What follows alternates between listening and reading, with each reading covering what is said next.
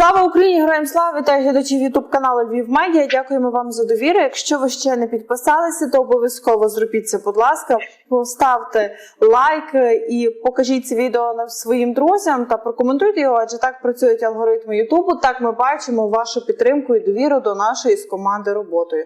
До нашого ефіру доєднується Іван Тимочко, військовослужбовець, голова Ради резервістів сухопутних військ Збройних сил України. Пане Іване, слава Україні та моє шанування! Героям слава, радий вас бачити. Пане Іване, новий пакет допомоги від Сполучених Штатів Америки, покращить ситуацію на фронті, допоможе захистити Часів Яр від російського наступу і матиме вплив на мобілізацію. Так сказав президент Володимир Зеленський в інтерв'ю NBC News. Як ви вважаєте, чи справді оцей проголосований пакет допомоги може вирішити низку проблем, починаючи від намагання російських окупантів піти в наступ, взяти Часів Яр до 9 травня, так само і впливає на мобілізаційні процеси в нашій країні? Ці два рішення вже взаємопов'язані.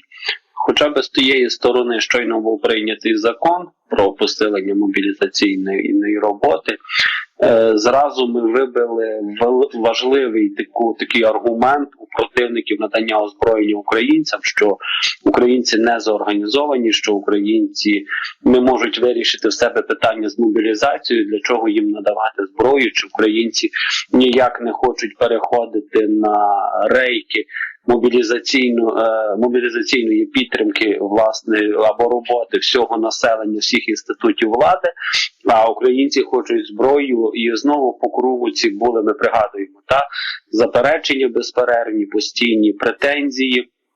Їх уже не було використано як додатковий аргумент для того, щоб не надавати Україні зброю. Закон був, закон вступив в дію, верніше закон прийнятий, вступить у дію 18 травня. І прекрасно розуміємо, що до цього часу ніхто не сидить, склавши руки. По суті, відбувається повна підготовка, йде формування, написання інструкцій, зміни в підзаконні акти, прописання постанов, для того, щоб все ефективно з моменту його вступу в дію вже працювало, а не тільки запускало процеси і знову затягувало місяць і більше в часі.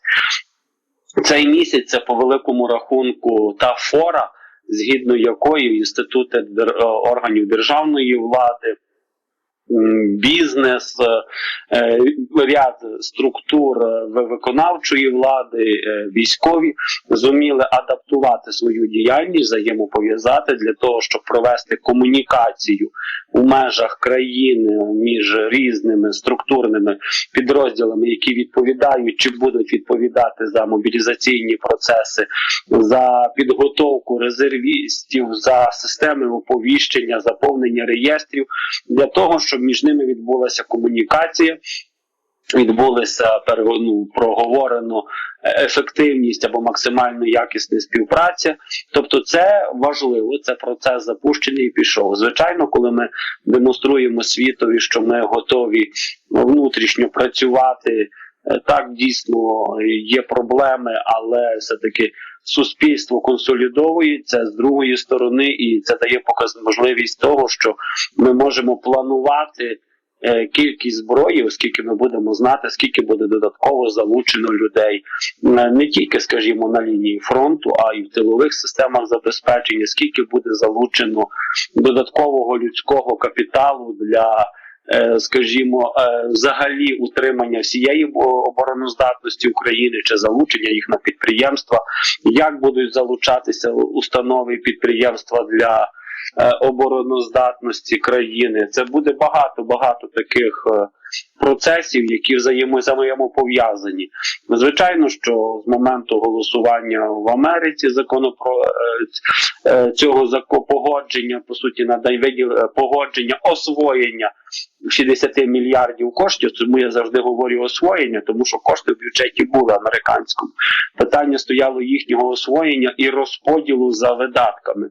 На які суми, на які потреби, по яких стрічках видатків, ми знову ж бачимо, що по суті, більше 50 мільярдів піде дійсно на саме озброєння або підготовку фахівців, тоді як лише 10 мільярдів на певні там амортизаційні процеси, які все одно взаємопов'язані з наданням зброї.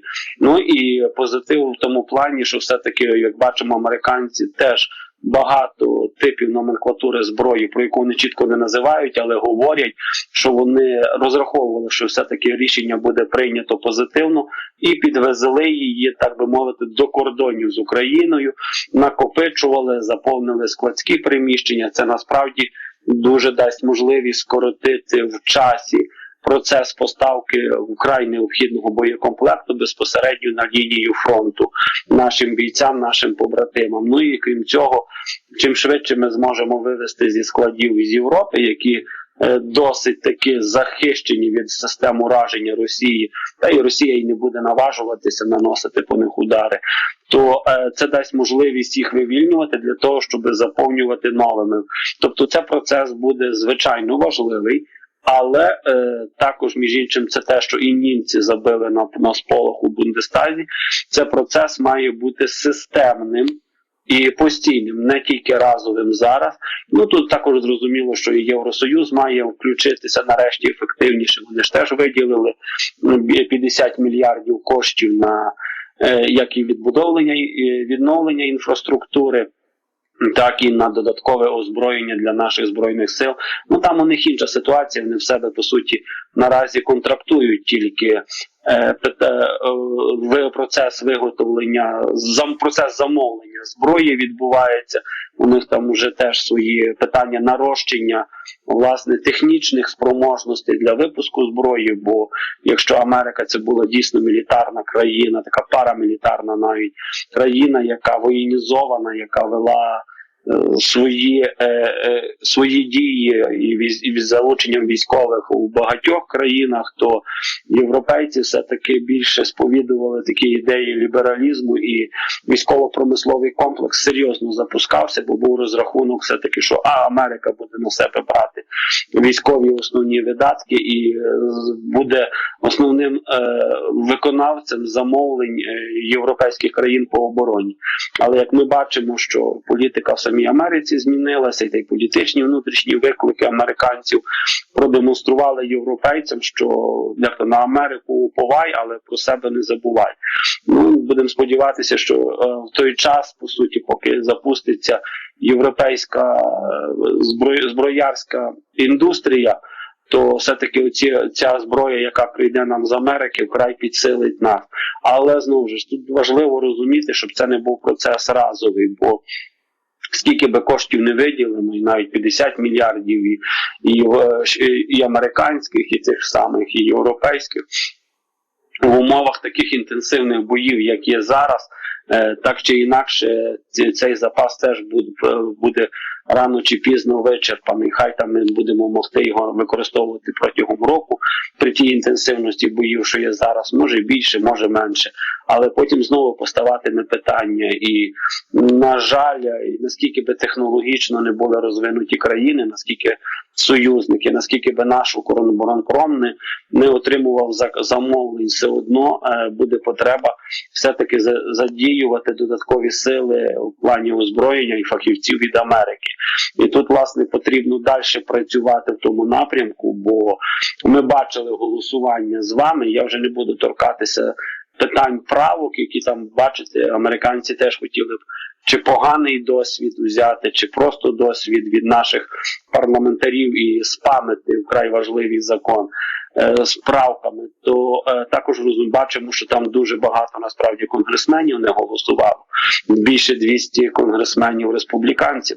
Це серйозна сила, це серйозна потуга, з якою потрібно працювати. І я крайні рази, провівши свій аналіз цих подій, перебігу, хто не голосував, хто вважаю, що потрібно, окрім, скажімо, крім державних інститутів влади, органів влади, дипломатії, там рівня міністрів, також працювати і на рівні громадських організацій, міжнародних, і, зокрема, дуже серйозно потрібно все-таки, напевно, працювати на рівні релігійних громад, общин, бо ми бачимо навіть, який вплив зараз мали ряд церков на вплив, власне, прийняття спікера Конгресу, його кінцевого рішення, він навіть про це сам говорив. Тобто, все-таки варто розуміти, що попри бажання, небажання деяких наших політиків, все-таки релігійні впливи в Америці чи релігійні громади мають величезні впливи навіть на діяльність їхніх політиків. Це і не дивно, бо якщо навіть взяти статистику, в Америці ж з 330 мільйонів населення, так 200 себе відносять, мільйонів, навіть більше 200 з чимось, відносять себе до релігійних громад. Це протестанти, католики, і як бачимо, що вони все-таки серйозно, американські конгресмени, сенатори оглядаються на ці громади, а вони є, перш за все, консервативні, і вони дуже чітко зорганізовані всередині, тому нашим пора теж включатися в взаємодію, бо ми бачили, що це дуже добре, що ми боремося з московським засиллям, московських з цього 6-го відділу чи 5-го відділу ФСБ, який вони, прости господи, називають патріархатом своїм в Україні. Так, скажімо, якщо наші католицькі чи греко-католицькі церква більше звертають увагу і працюють з європейськими релігійними громадами, то все-таки потрібно і перезаглядати за океан.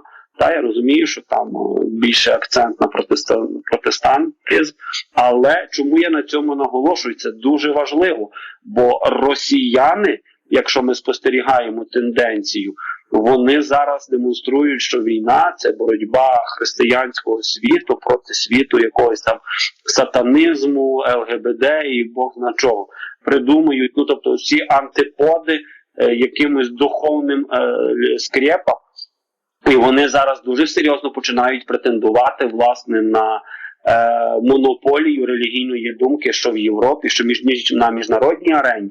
Оцей Руський собор, який там відбувався зараз за організації цього Гундяєва, де вони прийняли рішення, що, власне, це священна війна, оправдали агресивну війну як священну, повністю переплели її на релігійні мотиви, звинуватили нас там у всіх смертних гріхах і взагалі визначили наше місце десь навіть не як українців, не як нації, а в рівні якихось варварів, причому не в варварів в класичному там значенні, а в таких, що не мають права на життя. Це те, що росіяни зараз відкрито прийняли там в тому своєму соборі. А якщо враховувати, наприклад, що є така Всесвітня Рада церков, в якій московський патріархат представлений, і Україна, між іншим, через нього там представлена, якби не дико це зараз звучало.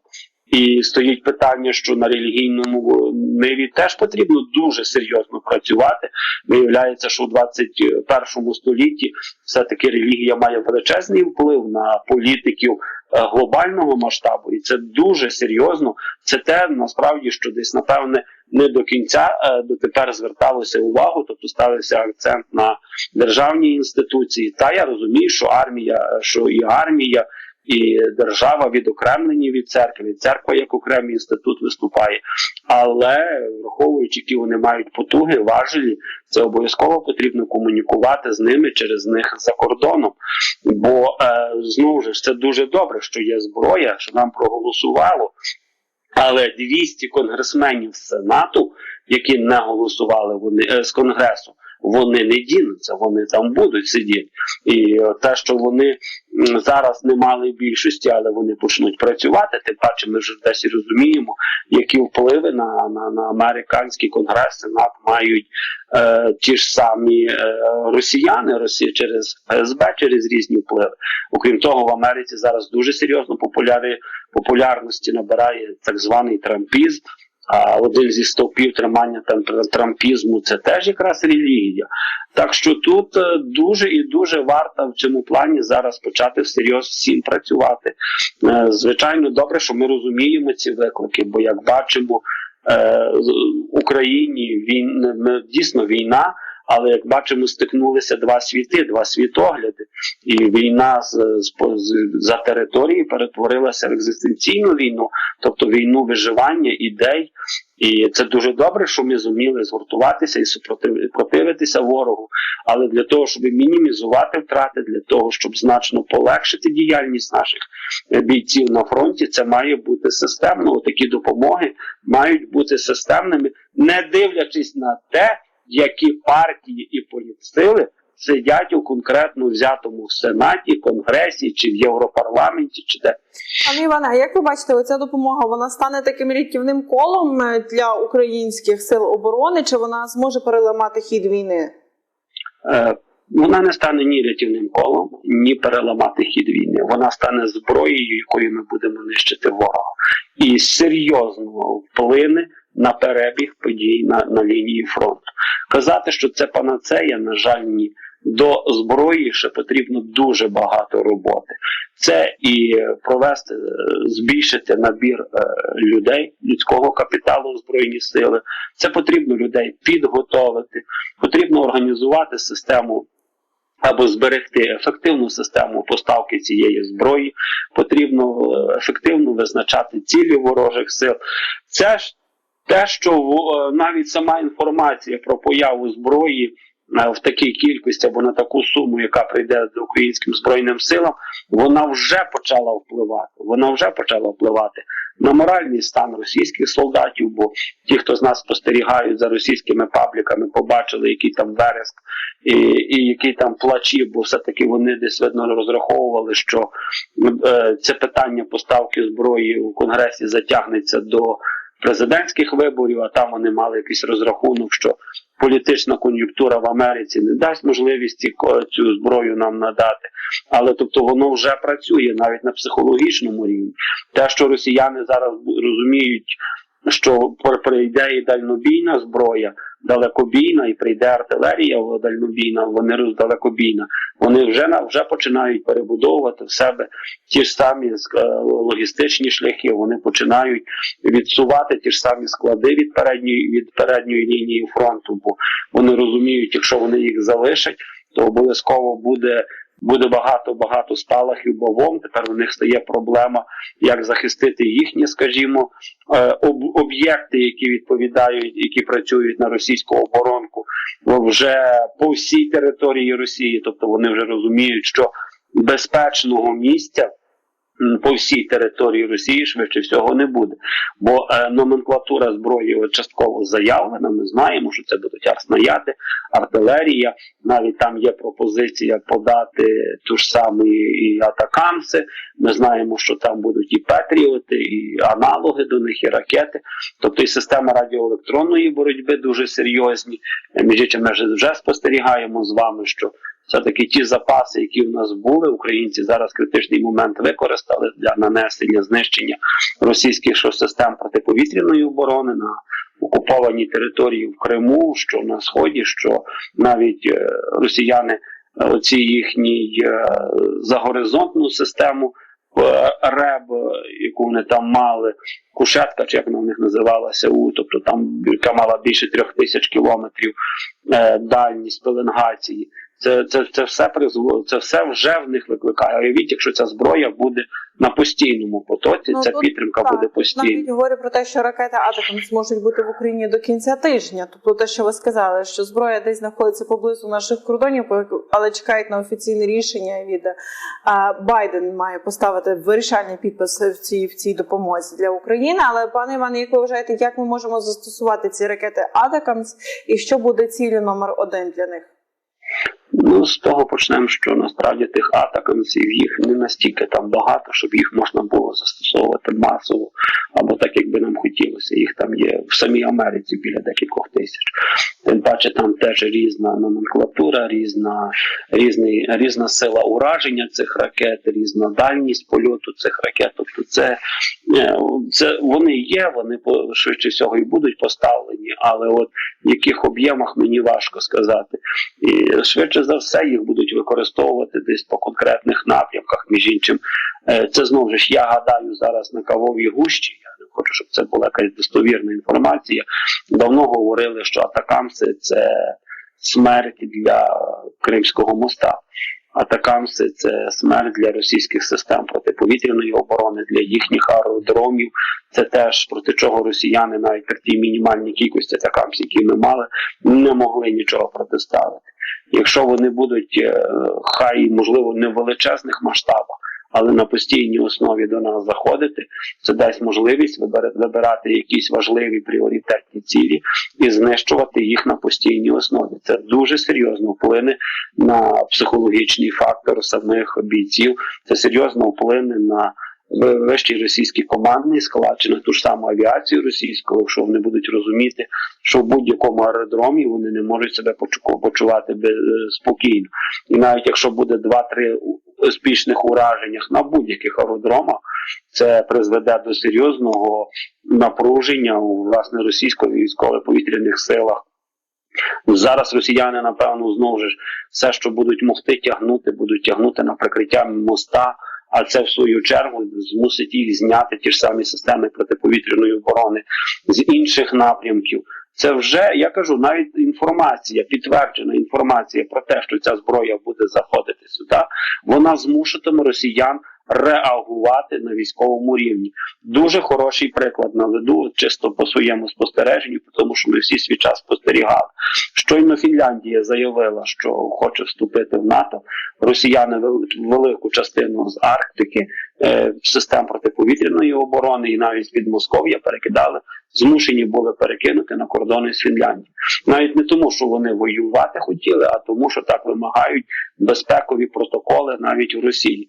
Тобто збільшується кордон з країнами НАТО, потенційно є загроза для самої Росії. Чим більше в нас з'являтиметься засобів дальнобійного ураження, тим більше протоколи, статути будуть від росіян вимагати більшої кількості задіювати систем протиповітряної оборони, за пріоритетністю знімати їх з менш, скажімо, важливих для Росії об'єктів, але знову ж це і даватиме збільшення, так би мовити, білих плям, куди можуть працювати наші системи, наші безпілотники, наші засоби ураження. Це взагалі дуже позитивний момент. Ну, тут цікаво, як відреагували посадові особи в Кремлі. Зокрема, Медведєв бажав Сполученим Штатам Америки громадянської війни, а рот Путіна Пісков переконаний, що в Україні збільшиться кількість загиблих, а Америка натомість збагатиться. Ну, і те, що робилося в них на їхніх медіаресурсах, називався просто «Виття на місяць», називаємо і опишемо це так. Але от Інститут вивчення війни припускає, що до того моменту, поки зброя появиться в Україні, росіяни намагатимуться з усіх сил продавити на якихось ділянках, досягти і закріпитися успіхів, зокрема, й говорить про часів яр. Пане Іване, чи є в них час і чи є в них можливості?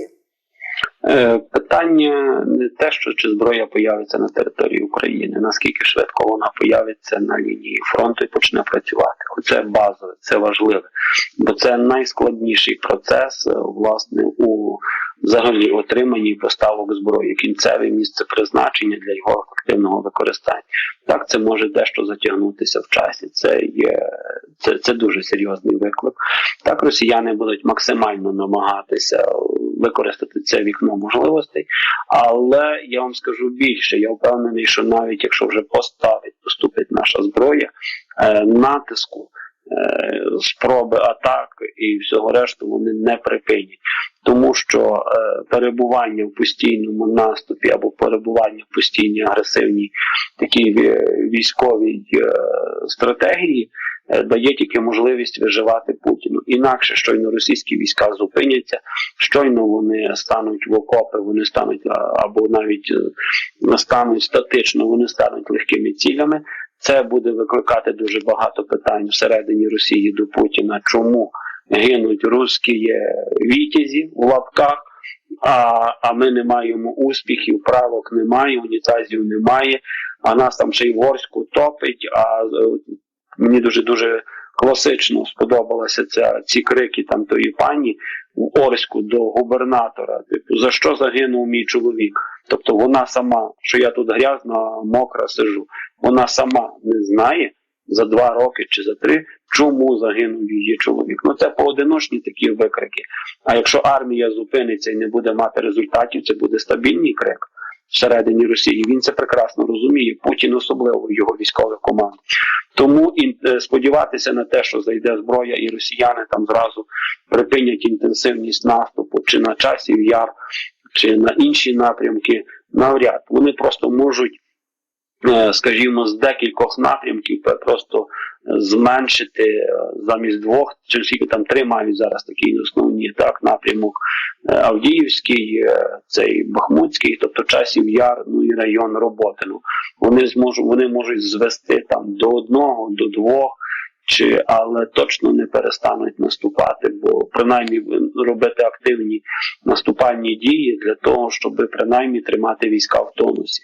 Бо щойно війська почнуть їхні відступати або зупиняться, для Путіна це величезна загроза, величезний крах. Попередні поразки на лінії фронту змушували їх проводити вкрай непопулярну, інтенсивну, швидкому темпі мобілізацію. Це змусило їх дуже серйозно переглянути взагалі внутрішню комунікацію з російським суспільством. І як бачимо, вони зараз вдалися, по суті, в росіяни. А Росія, особливо державні органи влади Росії, вдалися зараз до останнього кроку.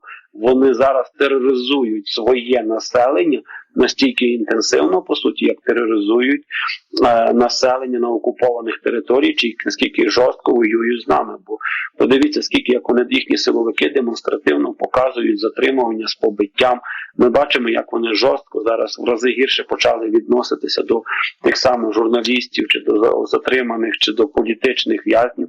Тобто Путін зараз намагається з усіх сил в жорстких таких їжакових рукавицях отримати своє населення. І тому в нього далеко не та ситуація, щоб він міг відмовитися від наступу.